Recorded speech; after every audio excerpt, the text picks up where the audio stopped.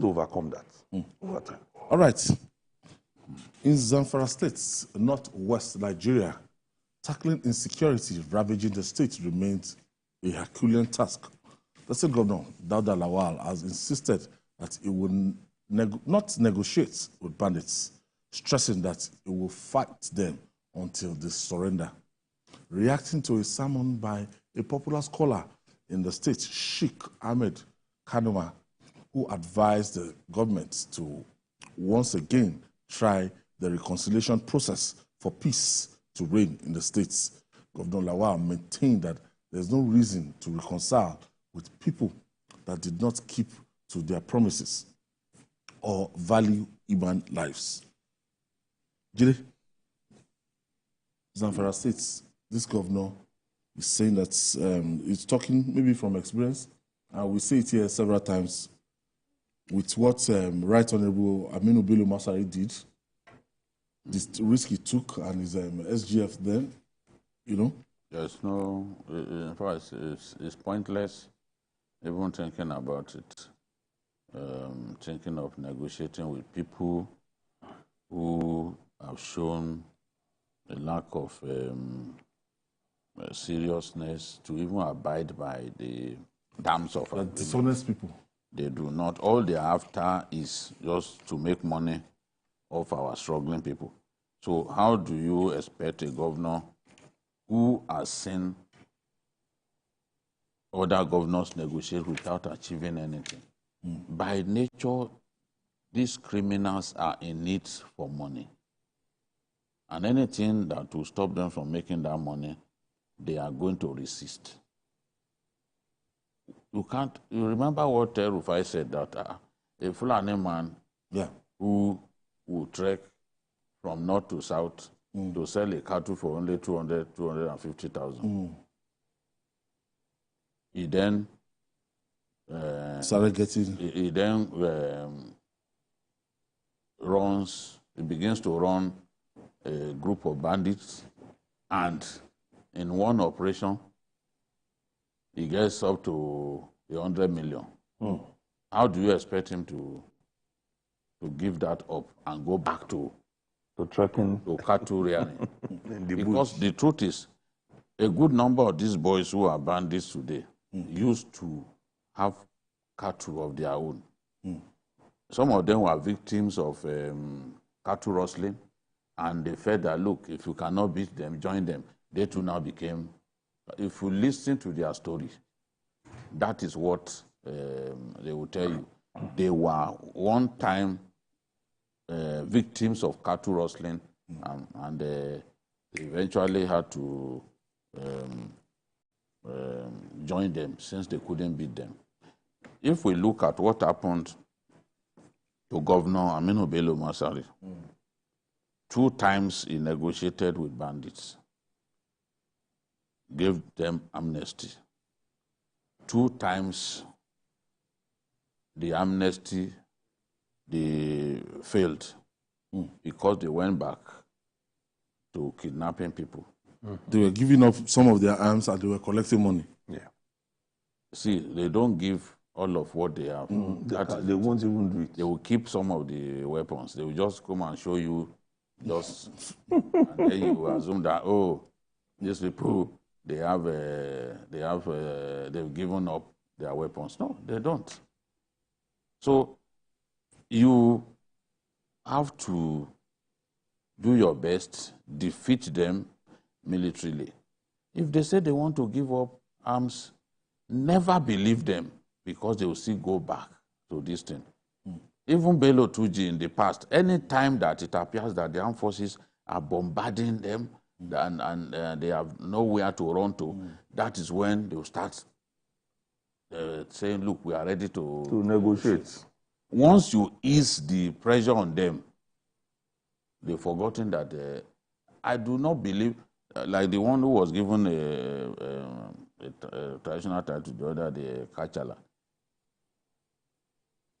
They negotiate with communities. They tell them, oh, we will not attack you if you pay us some amount of money and all that. How do we allow that to happen? I was reading today again that for the second time in 30 days, these guys have abducted the students of Federal University. Yeah. So, because we will pay them once they kidnap university students or women generally, we will pay ransom. They know that we will eventually have to pay ransom. And for that reason, those are the people that they go for. If they kidnap some bus travelers and all that, we are not likely to know them. But if it's a student, people or a core member, people will start talking. This the NYC people, they are making money off us. So I know that this sheikh must have said this out of frustration. It's difficult to watch people suffering in this manner from these guys, but I think Governor Lawal made sense. And Erufa has been warning that, look, never negotiate with these people because you will not achieve your aim. Forget it, you will not achieve your aim. And I believe that they have taught us enough lesson. Whether in Zamfara or Katsina, they've taught us enough lesson to not negotiate with them. Dauda Lawal, who was involved in the kidnap of the government science secondary school, Kankara, in Katsina, he used the Quran to swear that he had given up banditry, that he will no longer be kidnapping people. When he became hungry, he returned to the bush. Unfortunately for him, a rival bandit group killed him. Buhari Daji was already, government even made Buhari Daji an aid, so to say. They made vehicles available to him. He said he will no longer. Buhari Daji returned to kidnapping people until Dogo Gide eventually took his life. So these are not people who will change. They're not honorable people. They will not change. That will honor any They will, after some time, they will go back to the bush. Where I've seen amnesty work is Kano. The bandits who used to be in Falgore Forest, the governor of Kano negotiated with them, and it worked. But you can't compare the level of banditry in Kano to what you have in Katsina, what you have in Niger, Kebbi, and other places. And Zamfara. And Zamfara. So I don't think it makes sense to negotiate with these people. I agree with this governor. Now, a lot of people will now say, so far, the military option does not seem to be yielding the desired fruits. Should you not think about other options? Even the military has been talking of kinetic and non-kinetic approach. But like Biki said, it's a very dangerous one. He's listed some instances.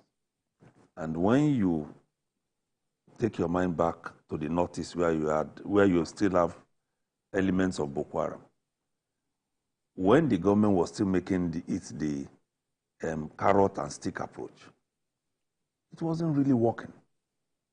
Yes, even now, we have the bringing in of repentant Boko Haram fighters who have been accommodated into the society. But we've also seen that some of them have shown us that they are indeed not repentant, and they still go about killing people or returning to the trenches once they're able to find their bearing. So what it means is negotiation is not foolproof that these people will not return to their way of life. And the truth is, like Bikio said, once you have some level of money that gives you certain level of comfort and command, you don't want to lose it. And that is what is happening to them. If the governor calls them today and says, don't kidnap again, don't kill again, and they agree, can the governor afford to be giving them on regular basis what they are making? the kind of money that they make from taking ransom? It's a no. So, and since they are used to that kind of lifestyle, it's going to be tough. And then also, we cannot say that the military option is not working in its entirety. Because every 2 weeks, when the military comes in with its own briefing, we hear the number of people that they have dealt with countrywide. And that includes those who are in those states, Zamfara, Kebbi, Niger, Katsina, and Kaduna. So I think it's working. It's just that you can't, in one day, wipe all of them out. That's one. Number two is that the deployments, any of the assets that you deploy, be it human or material, they don't come cheap. They don't. The aircraft that the Nigerian Air Force makes use of, fueling them alone doesn't come cheap. Not to talk of the cost of purchasing them. We just delivered 4 more last week. According to the Chief of Air Staff, more will come. Those things...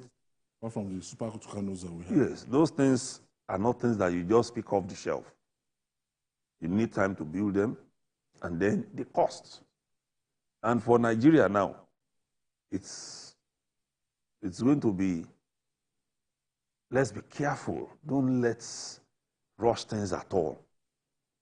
Because the economy is bad. So you can't afford to put all your money, all your funds into fighting a battle now against these bandits and Boko Haram. So we should keep giving kudos to the military, because really, they are doing well at this time, really. Okay, Julie, ultimately, when you want to look at how to resolve the issue of banditry and the expansion of that industry in the north, I think more thoughts and government will have to do some things drastic about it, because it's not about just killing them. The more you kill them, the more they recruit more people. No, you can't kill all of them. It's impossible to wipe them up. You have to do something about our forests. There are some of these forests stretching from Nigeria out to Central African Republic. What do we do about those forests? Those forests, we left them unattended for so long, and these boys have turned them to their places of habitation. They understand the forest so much, you know. They can ride on a bike from Niger State all the way to Kebbi State. Those states are linked.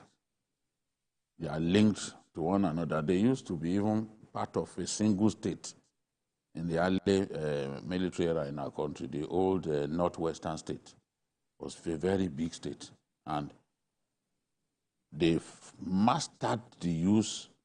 They've mastered the terrain. It's not all of that area that you can say that our armed forces understand. So they understand the forest, and they move easily within the forest, and they are constantly moving. The fact that they are constantly moving is one reason it's been difficult for us to exterminate them. You can imagine kidnapping people in Kebbi and telling their members of their family to come and receive them in Niger. That's what they did. So, and they always do that. Even the kids that were kidnapped in a place called Tegina in Niger State, those kids were eventually released. Those molecules, or what do you call the Quranic school? They were eventually released in Kebbi State. So, and look, if you were to travel by road, it's very far. But it is those interconnected forests that they use. You know, Rugu forest and the rest of them. So this forest, you just see woodland stretching as far as the eyes can see. We left those forests for so long. A lot of them, as I said earlier, were cattle rearers, so they are used to. Yeah, even in the south, they understand your forest better than you do. Because you don't go into the forest. Why would you? They kidnapped one of my cousins somewhere in Ife, Niama. You know Ife now because you pass through the place when you visit. Came for our coronation. It's about 3 communities from Ekene.